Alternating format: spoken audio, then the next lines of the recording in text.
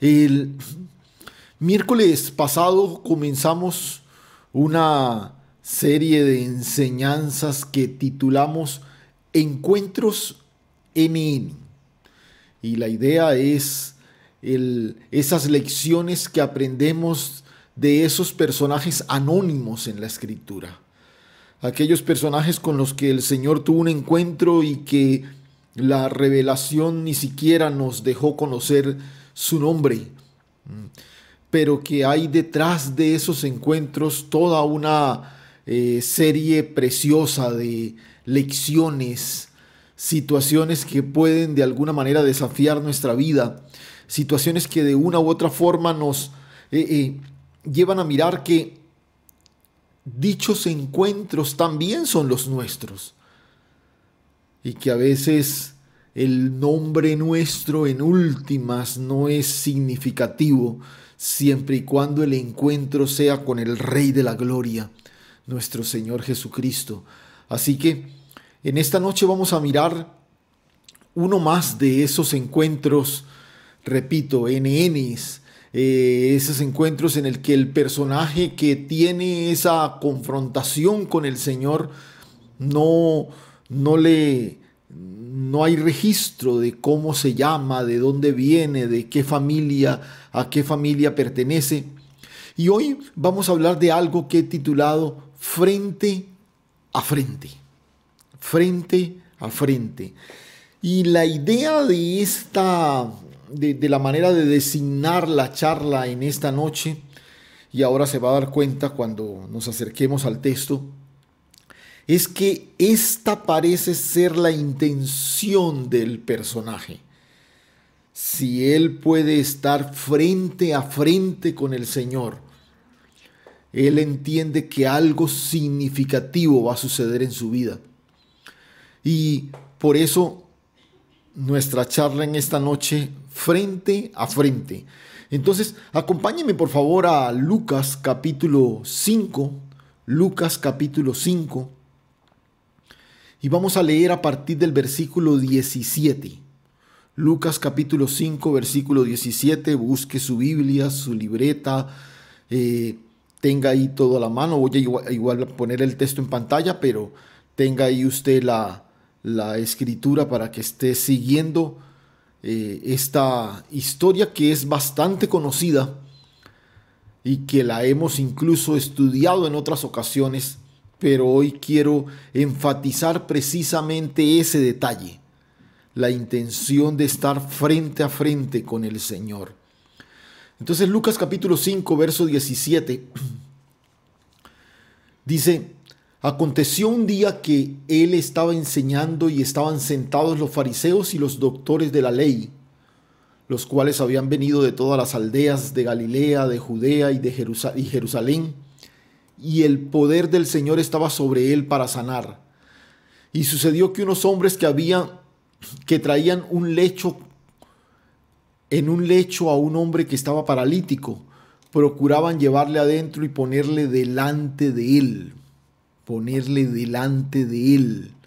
Pero no hallando cómo hacerlo a causa de la multitud, subieron encima de la casa y por el tejado le bajaron por el techo, con el lecho, poniéndole en medio delante de Jesús. Al ver él la fe de ellos, le dijo: hombre, tus pecados te son perdonados.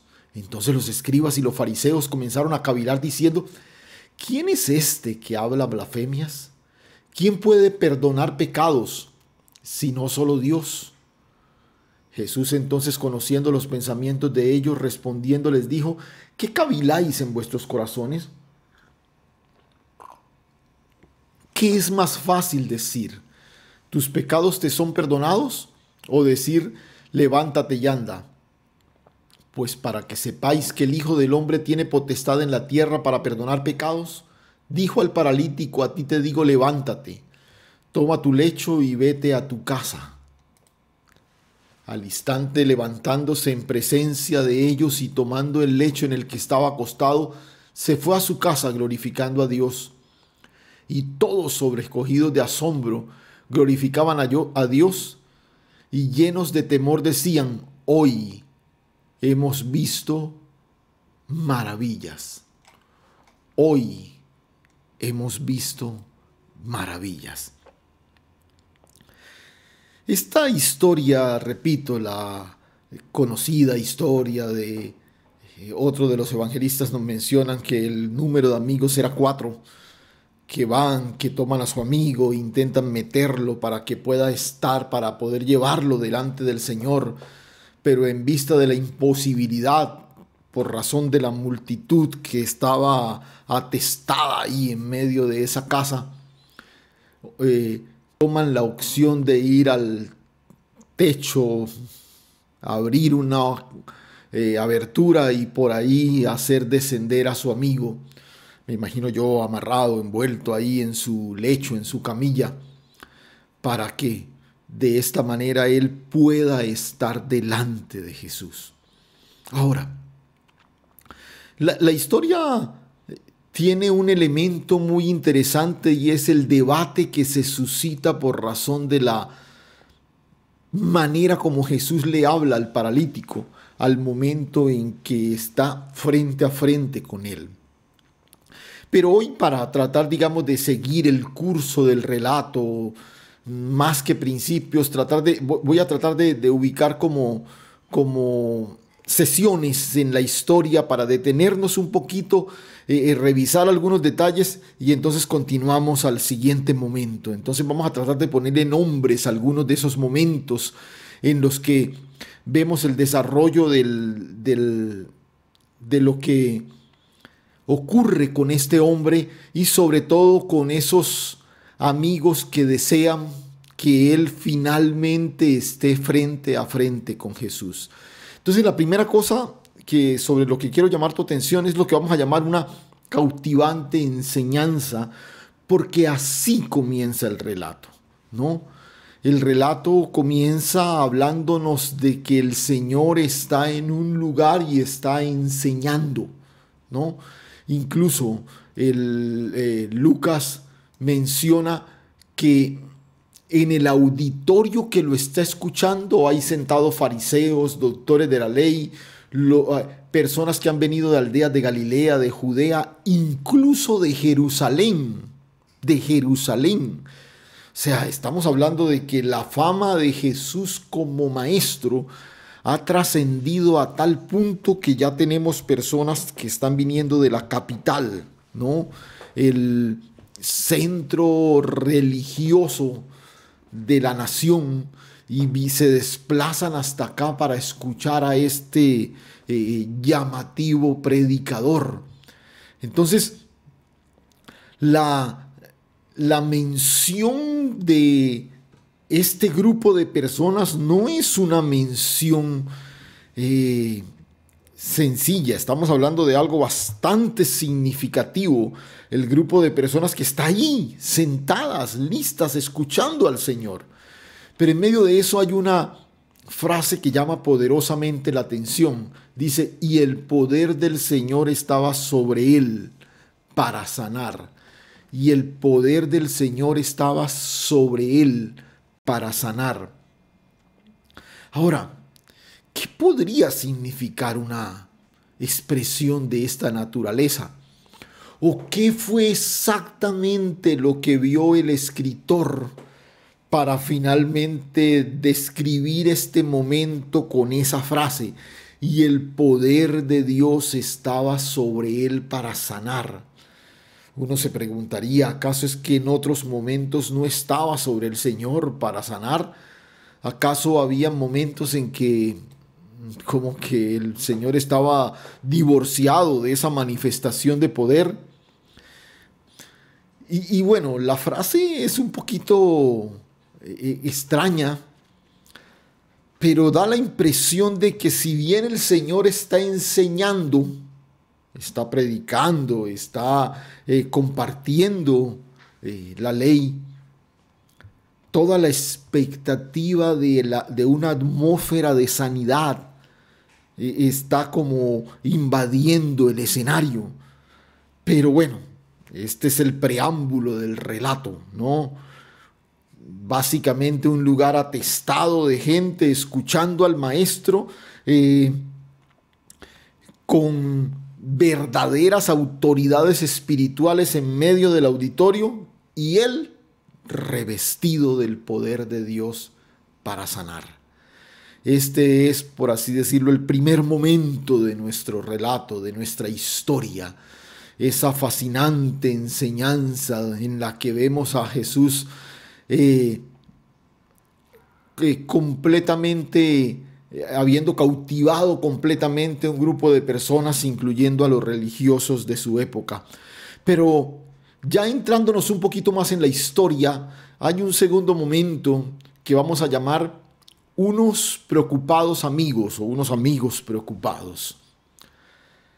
Y mientras que adentro está la gente disfrutando de un momento de enseñanza, de aprendizaje, fascinados con la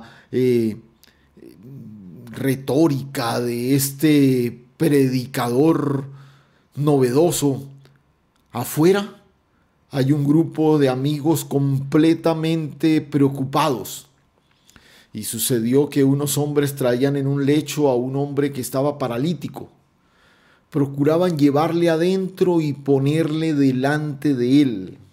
Ponerle delante de él.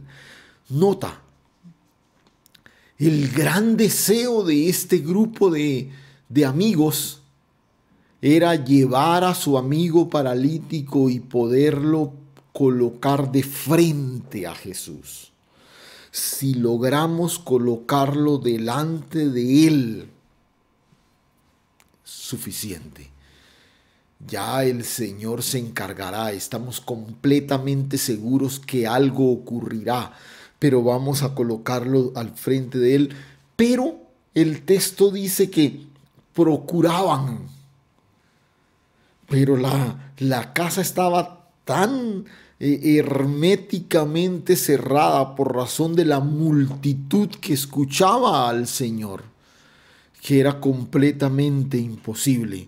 Ahora, de este grupo de amigos no hay más detalles. No dice si eran religiosos, si pertenecían a alguna sinagoga cercana, si eran parte de alguna escuela rabínica o si habían venido de algún sitio importante. No dice absolutamente nada de eso. Simplemente que tenían un amigo paralítico y que tenían la obsesión de ponerlo de frente con Jesús.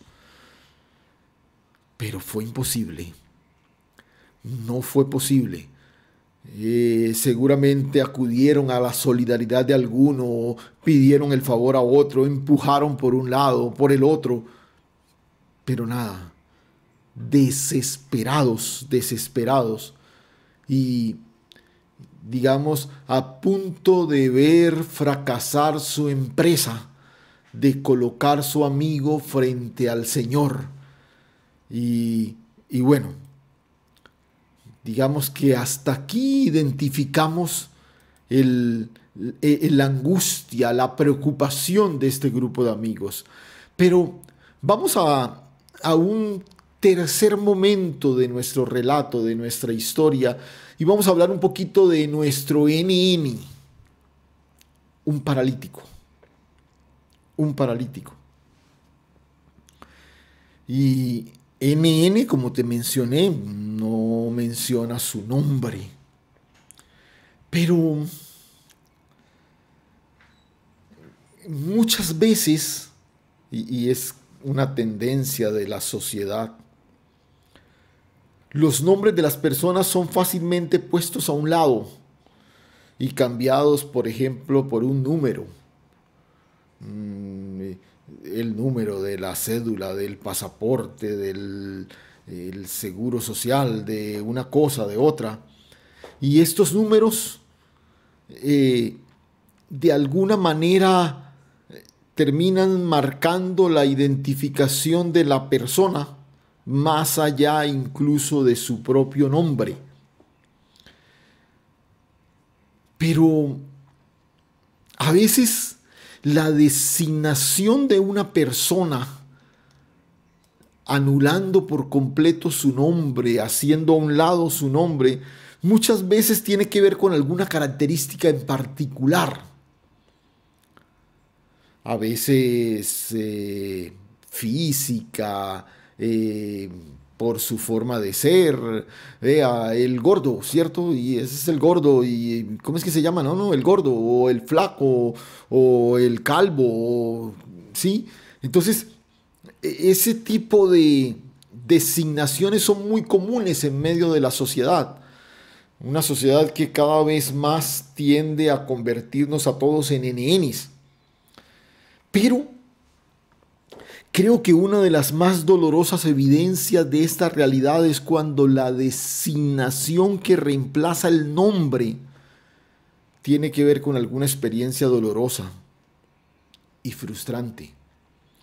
Cuando el chico en el barrio es señalado y aquel muchacho, el drogadicto, eh, aquella señora a la que la abandonó el esposo y la dejó con sus 3 hijos, eh, aquel señor el que perdió la casa porque el banco se la remató, y aquel, sí, el que tenía como 3 camiones y ahora no tiene nada, el que trabajaba en la multinacional esa y ahora está sin empleo.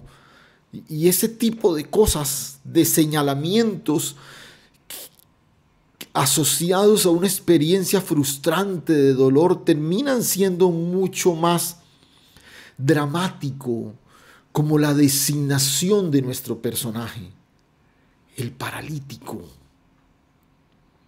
Es el paralítico. Sí, pero ese paralítico era seguramente hijo de alguien, era vecino de algún sector, con una historia en medio de ellos, pero ahora para todo el mundo era el paralítico. Un accidente, una enfermedad o una calamidad le robó la capacidad de moverse por sí mismo, el simple y básico derecho de trasladarse de un lado a otro. A este hombre le fue negado. Ahora todos los que pasan por su casa saben que ahí vive el paralítico. Aquellos que lo ven probablemente en la acera de su casa, no lo llaman por su nombre, no se refieren a él por su nombre. Es el que quedó paralítico. Al parecer sus amigos, que ya no son muchos, también son los amigos del paralítico.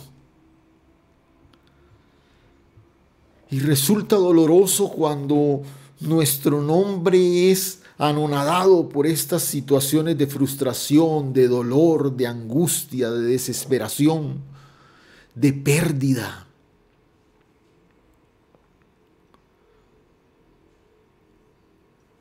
Pero sus amigos estaban obsesionados con la idea de ponerlo frente a frente con Jesús. Frente a frente con Jesús.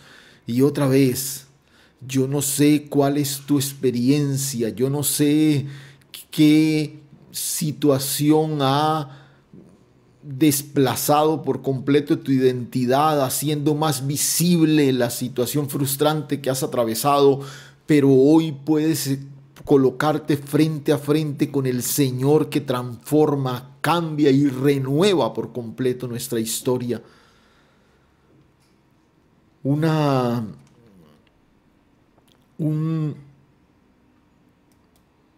Otro momento en nuestra historia, un cuarto momento en nuestra historia, lo vamos a llamar una convicción que no se rinde. Una convicción que no se rinde. Y es muy interesante porque estos amigos lo ubican en un lecho que pudiera facilitar su traslado, lo sacan de su casa, lo llevan sobre sus hombros al escenario de la esperanza, al lugar donde estaba Jesús. Y hay un pensamiento que llena sus mentes, hay un pensamiento que acapara toda su energía, su atención, todo su anhelo en ese momento. El escritor registra: procuraban llevarle adentro y ponerle delante de él. procuraban llevarle adentro y ponerle delante de él. Y mira, cuando un grupo de amigos llegan con una persona en esta situación, uno esperaría que la condición del hombre despertara la solidaridad de los que estaban ahí. Eh, eh, pero, no sé, que se hicieran a un lado, que facilitaran de pronto el desplazamiento de este hombre. Pero, pero nada. Los amigos intentaron infructuosamente por convencer al uno y al otro y no tuvieron éxito. No tuvieron éxito. Nadie se movió, nadie quiso arriesgar su lugar en aquel improvisado auditorio. Nadie le pareció importante un paralítico como para incomodarse por él, como para perder su lugar de privilegio por él. Nadie se movió. Estos hombres seguramente empujaron, seguramente trataron de persuadir, seguramente intentaron convencerlos. Y ahora era el momento de regresar. No pudieron, no lo lograron. Este hombre paralítico no podría tener más que gratitud con sus amigos. No tenía nada que reprocharles. Él fue testigo de sus ruegos, de sus peticiones, de sus intentos, pero todo había sido estéril. Pero algo en la mirada de esos hombres parecía decirles que no todo había terminado. Entonces elevan su mirada, levantan sus ojos al techo de la habitación. Si ese grupo de personas que estaba delante de ellos no les permitía llevar su amigo hasta Jesús, ellos subirían por encima de ellos. Ellos ascenderían por encima de ellos. Y escúchame, porque esta figura, que lógicamente es muy pintoresca, unos tipos en el techo abriendo un hueco para bajar la camilla de su amigo, con todos los riesgos que eso implica, pero esta figura tiene un significado especial. A veces en ese intento de ubicarnos delante del Señor surgen obstáculos, dificultades que son propias de todo aquello que está delante de nosotros. Muchas veces familiares, amigos, personas, ocupaciones, compromisos se tornan en impedimentos naturales en ese anhelo que a veces hay en nuestro corazón de poder ubicarnos frente a frente con el Señor. Entonces es el momento en que necesitamos elevarnos sobre todo lo que está frente a nuestros ojos, tomar la ruta incansable de estos amigos y abrir el techo para que podamos verle cara a cara, encontrarnos frente a frente con Él en una osada travesía.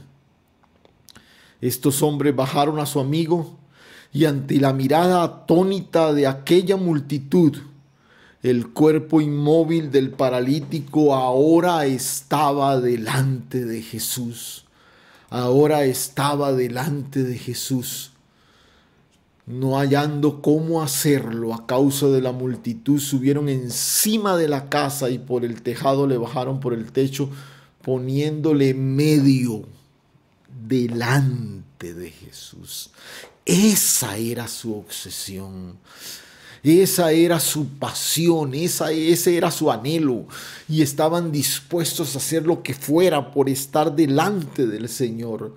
Si muchos de nosotros pudiéramos entender en todo momento la importancia que es estar frente a frente con el Dios de la gloria, no desestimaríamos esfuerzos para lograrlo en todo momento, para superar los obstáculos que haya que superar, para saltar y descapotar los techos que haya que abrir. Por fin, su amigo estaba en el lugar donde ellos querían. De ahí en adelante, todo corría por cuenta del Señor. Pero ese esfuerzo era el que ellos querían conquistar, ese era el logro que querían alcanzar. Una Un quinto momento en la historia, vamos a llamarlo un encuentro con la verdadera necesidad. Un encuentro con la verdadera necesidad. Y es interesante, mira, lo que surge a continuación tiene unos elementos bastante llamativos. Jesús primero observa a los valientes amigos con semejante hazaña y luego se dirige entonces al paralítico. Al ver la fe de ellos, le dijo: hombre, tus pecados te son perdonados. Tus pecados te son perdonados. Y Lucas comienza el relato declarando que en Jesús había poder para sanar. Recuerda al inicio de la historia, está enseñando y hay religiosos y todo, y el poder de Dios estaba sobre él para sanar. Ahora es el Señor quien observa a este grupo de amigos y ve que en ellos hay fe para salvar. Porque el Señor vio la fe de ellos y vio que había en ellos fe para salvar. No hemos conocido a lo largo del relato todavía los deseos de este hombre enfermo. Nota, los protagonistas del relato como tal han sido sus amigos. Sus amigos han sido los de la iniciativa, los de las acciones arriesgadas, los de encaramarse al techo, y ahora el Señor, mirándolos a ellos, se dirige al paralítico. Pero se dirige al paralítico con algo que seguramente nadie tenía en mente. Cualquier persona incluso podría pensar que su parálisis era la consecuencia de algún grave pecado. Y bueno, tus pecados te son perdonados. Pues como que nadie esperaba una declaración de esa naturaleza. Yo creo que los primeros sorprendidos eran los que estaban allá asomados en el techo. El asunto aquí es que cuando tenemos un encuentro frente a frente con el Señor, Él nos recibe con lo que necesitamos, no con lo que queremos. Repito, Él nos recibe con lo que necesitamos, no con lo que queremos. La dificultad para comprender esta manifestación del carácter de Dios ha convertido la búsqueda de su presencia en una de las acciones más egoístas del ser humano. Curioso, buscar a Dios se ha convertido en una acción egoísta porque solamente nos acercamos a Dios para tratar de conseguir de Él lo que queremos, pretendiendo que Dios haga todo aquello que yo quiero, sin considerar lo que realmente es importante para Él, lo que Él quiere, que en últimas es lo realmente trascendental. En medio de un auditorio plagado de religiosos, la polémica no se hizo esperar. Y no era para menos. Inmediatamente, dice el verso 21, entonces los escribas y fariseos comenzaron a cavilar diciendo: ¿quién es este que habla blasfemias? ¿Quién puede perdonar pecados sino solo Dios? Y estos religiosos tienen toda la razón. Tienen toda la razón en cuanto al marco conceptual, en cuanto a la formulación de la doctrina como tal. El problema aquí es que no tienen la sensibilidad para reconocer por revelación a quién está delante de ellos. No pudieron reconocerlo, que ese que está delante de ellos es Señor y Dios. Y efectivamente solo Dios puede perdonar pecados. Por eso al Hijo del Hombre le ha sido dada la autoridad de perdonar pecados, porque es el Hijo de Dios. Pero escúchame, si no alcanzo comunión con el Cristo revelado, no podré apreciar la visión completa del propósito de Dios. Por eso este grupo de personas ahora está patinando frente a una declaración del Señor. ¿Por qué? Porque no pueden apreciar en Él la revelación del Dios de la gloria. Y esto es lo que sucede con nosotros. Cuando yo no tengo una comunión cercana con la revelación de Dios en Cristo Jesús, todo lo demás en la Escritura va quizás moverse en el marco del legalismo, en el marco de las frías normas. Y este es el problema, reitero, con el legalismo moderno. Nos centramos en el cumplimiento riguroso de las normas sin poder percibir por medio de ellas a quien las cumplió cabalmente para manifestar su gracia a todo aquel que se acerca. Ahí está ese hombre, completamente inmóvil por razón de alguna calamidad. Pero el Señor aprecia en él la posibilidad de rescatar su destino eterno. Más allá de la movilidad de su cuerpo, el Señor está viendo la salvación eterna de su alma, lo que necesita, más allá de lo que quiere, más allá de lo que quiere.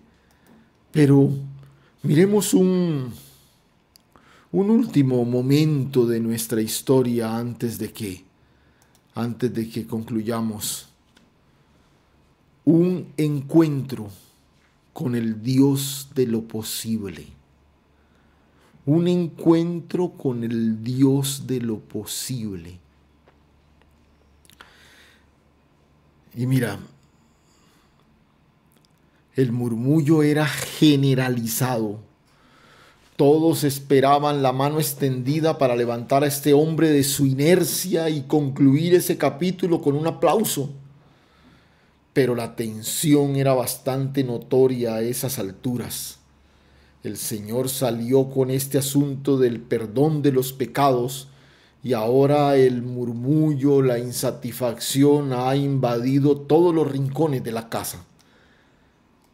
Entonces, a la altura del versículo 22, el Señor interviene nuevamente, conociendo los pensamientos de ellos. Respondiendo les dijo: ¿qué caviláis en vuestros corazones? ¿Qué es más fácil decir? ¿Tus pecados te son perdonados? O decir: levántate y anda. Pues para que sepáis que el Hijo del Hombre tiene potestad en la tierra para perdonar pecados, dijo al paralítico: a ti te digo, levántate, toma tu lecho y vete a tu casa. Es interesante el planteamiento inicial que el Señor les hace. ¿Qué es más fácil decir? ¿Tus pecados te son perdonados? ¿O levántate y anda? Hubiera sido muy interesante tratar de ver la cara de ellos y como que ¿qué es más fácil, cierto?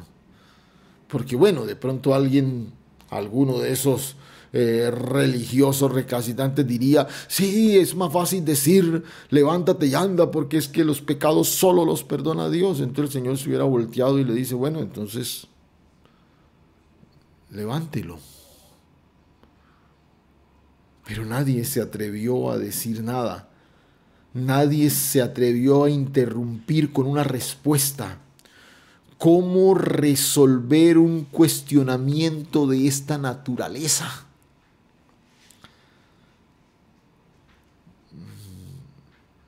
¿Perdonarlo?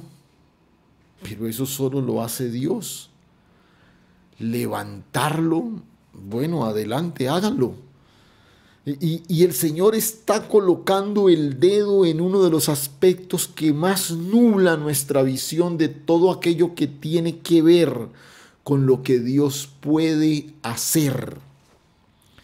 Es inevitable en ocasiones medir el obrar de Dios en términos de fácil o difícil. Y a veces sentimos que hay diagnósticos médicos tan complicados, tan difíciles, tan lapidarios, situaciones económicas tan lamentables, realidades al interior de un hogar tan deterioradas que sentimos que, bueno, una intervención de Dios puede traer de pronto algo de alivio, pero realmente es un asunto muy difícil, muy difícil. Y sentimos que hay situaciones que ni llevamos delante de Dios o las llevamos delante de Dios, pero nunca con la expectativa de que las va a solucionar, porque resultan tan complicadas, tan difíciles. Y tenemos esa tendencia de ver el obrar de Dios en términos de fácil o difícil. Pero escúchame, por favor, y quiero recordártelo en esta noche una vez más. El profeta Jeremías lo declara: yo soy Jehová, el Dios de toda carne. ¿Habrá algo que sea difícil para mí? ¿Habrá algo que sea difícil para mí? ¿Qué es difícil para el Señor? ¿Qué es complicado para el Señor? Escúchame. La fortaleza de sus músculos, sus huesos, su sistema nervioso, circulatorio, le iban a garantizar la movilidad hasta el último día de su vida. Pero el perdón de sus pecados y la reconciliación con Dios le darían vida por toda la eternidad. Por eso el Señor se concentra primero en lo necesario.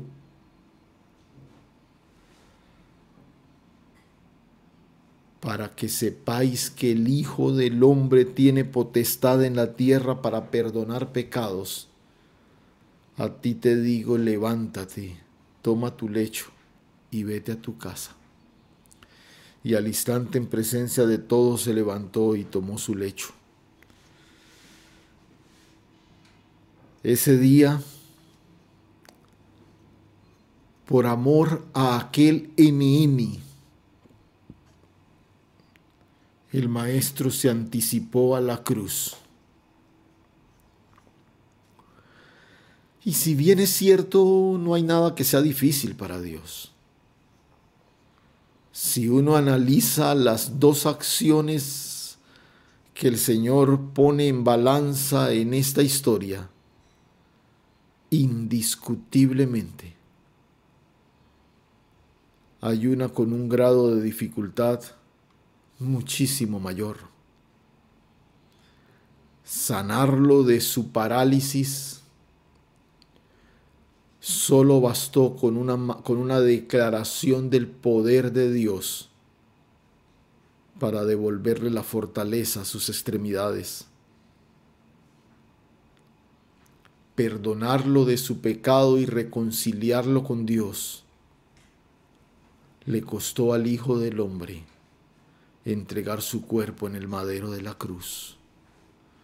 Por eso te decía que ese día, por amor a aquel NN, el Señor se anticipó a la cruz para llevarlo de vuelta a la reconciliación con el Padre. Ese día muchos vieron y celebraron las maravillas de Dios,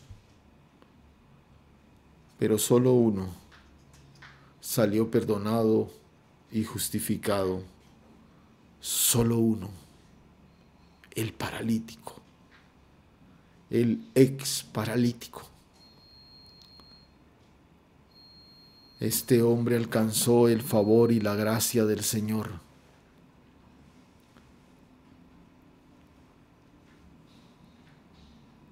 Esta es tu historia. Esta es mi historia. Tantas cosas que se han paralizado en nuestras vidas. Tantas cosas que se han sumido en una inercia nociva. Pero Él viene en esta noche a recordarnos lo que realmente es importante para ubicarnos en la grandeza de su propósito eterno. Y lo único que espera de ti y de mí es que podamos estar frente a frente delante de Él. Cierra tus ojos un momento. Padre, gracias. Gracias, Señor. Gracias, Dios. Gracias por recordarnos a través de esta historia el infinito amor que tú tienes para todos nosotros, no importa la condición y situación que estemos atravesando, Dios. Y escúchame un momento ahí mientras estamos en oración. Yo quisiera invitarte por un momento a que conscientemente te pudieras ubicar hoy de frente al Señor. La obsesión de estos amigos era el poder llevar a su amigo paralítico y ponerlo de frente al Señor, porque algo sobrenatural iba a ocurrir. Es exactamente lo que quiero decirte en esta noche. Ahí donde estás, ahí en la sala de tu casa, quizás todavía en tu oficina, probablemente sentado ahí en tu habitación. Este es un momento para, en forma consciente e intencional, dile: Señor, estoy delante de ti en esta noche, para que tu poder y tu gloria haga conmigo exactamente aquello que tú sabes que yo necesito, Señor. Quizás este sea un buen momento para levantarnos por encima de todo lo que está delante de nuestros ojos.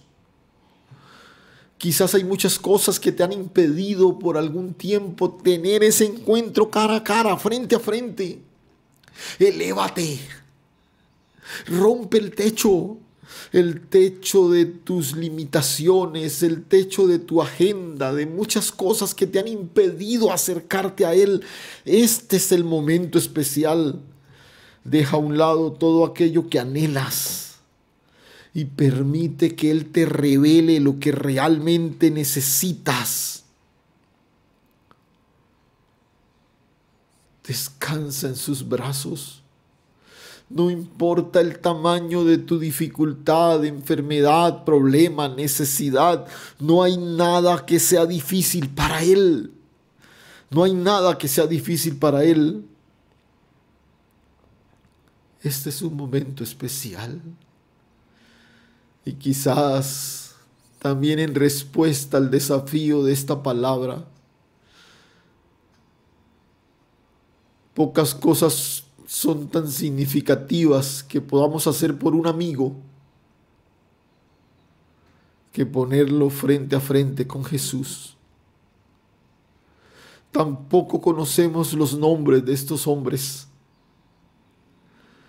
pero llevaron a su amigo y lo pusieron frente a Jesús.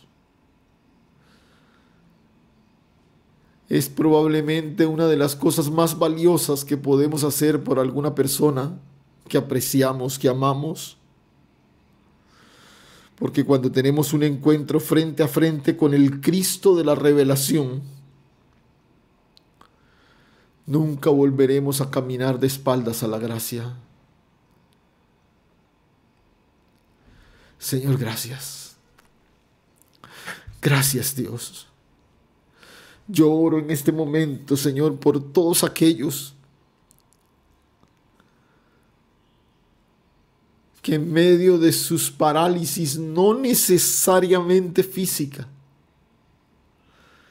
en medio de tantos sueños, tantos proyectos, tantas cosas